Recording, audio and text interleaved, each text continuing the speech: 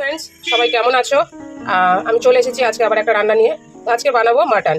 মাটনটা বানাবো পুরো গ্রাম বাংলার মতন, যেরকম পাতলা ঝোল হয়। এখানে আমি নিয়ে নিয়েছি 1 কিলো মাটন, ছোট সাইজ পিস করে নিয়েছি।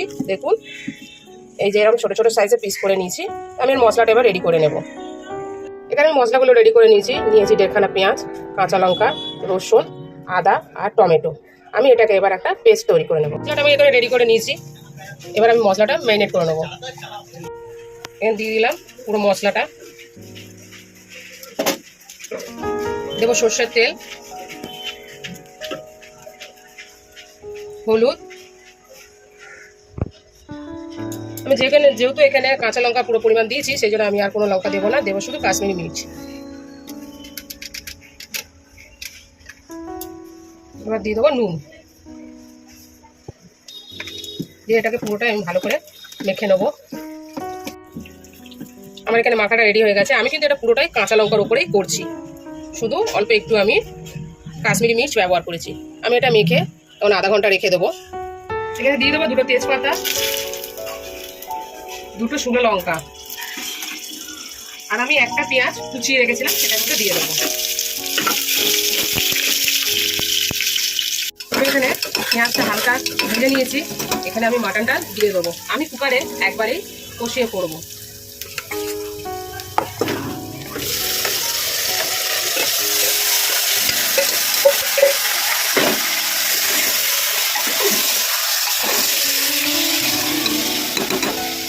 আমি একটু নেড়ে দেবো এটাকে।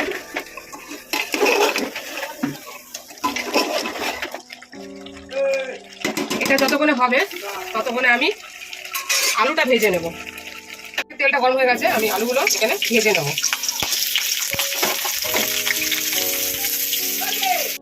আমার এখানে আলুগুলো ভাজা হয়ে গেছে, আমি সব তুলে নেব।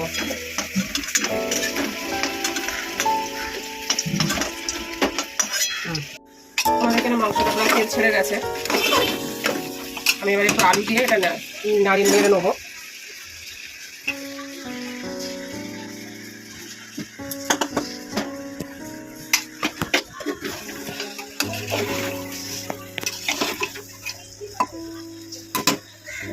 আমি এখানে দেবো স্বাদ মতন মিষ্টি।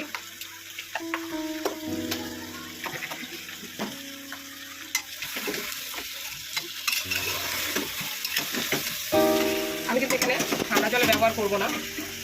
আমি জলটা আগে গরম করে নিয়েছিলাম, ওই জলটাই দেবো।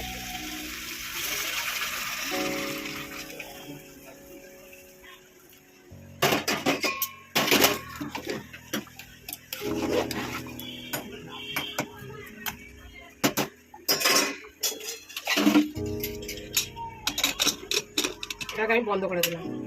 এখানে হয়ে গেছে মাটনটা সুন্দরভাবে। আমি এবার নামিয়ে নেব। এখানে মাটনের সোনালি ঝোল রেডি। তো দেখুন কত সুন্দর লাগছে ভাতের সঙ্গে।